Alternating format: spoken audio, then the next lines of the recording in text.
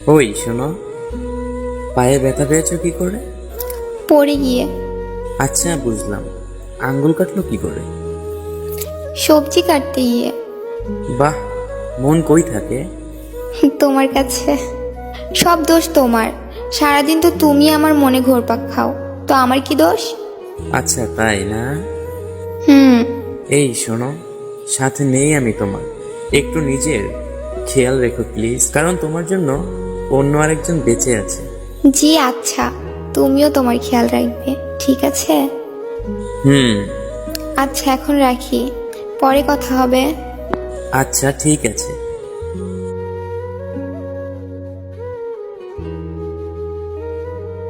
Hello. বলো।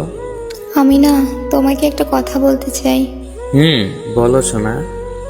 না মানে, আমি আর এই রিলেশন রাখতে পারবো না। মানে কি বলছো তুমি এইসব? হ্যাঁ সত্যি শুনছো, তোমার আর আমার রিলেশন কেউ মেনে নেবে না। আমার পরিবারের কেউ আমাদের রিলেশন লাইক করে না। তুমি কি যা বলছো ভেবে বলছো? হ্যাঁ, আমি যা বলছি ভেবেই বলছি।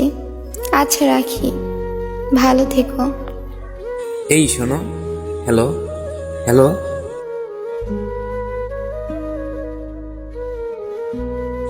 হ্যালো।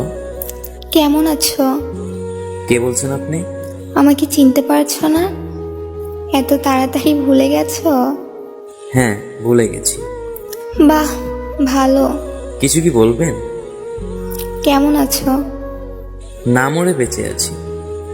নতুন কাউকে কি পেয়েছো? না। ও তাই?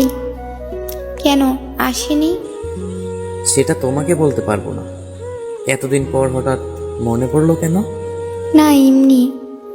আচ্ছা একটা কথা বলি, হ্যাঁ বলো। তুমি কি এখনো আমার কথা ভাবো? এখনো কি আমাকে ভালোবাসো? না, এখন আর তোমার প্রতি আমার কোনো অনুভূতি নেই। এখন আর তোমাকে ভালোবাসি না। এখন আর তোমাকে মনেও পড়ে না। এখন আমি একলা চলতে শিখে গেছি। সরি। সরি কেন? না কিছু না। তোমাকে একটা কথা বলবো? বলো। আমি কি দোষ করেছিলাম যে আমাকে ছেড়ে অন্য একজনের হাত ধরে চলে গেলে? আমার কি অপরাধ ছিল যে আমাকে এত কষ্ট দিলে? আমার জীবনটা তো নষ্ট করেছো, কিন্তু এখন যে তোমার জীবনে আছে তাকে কষ্ট দিও না। আচ্ছা, এখন যদি আমি তোমার জীবনে ফিরে আসতে চাই তাহলে কি করবে? শোনো, আমি এমন একটা ছেলে যে আমাকে পাবে সে খুব লাকি। আর তুমি তো আমাকে পেয়েও হারিয়েছো। তোমার মতো বোকা আর হয় না।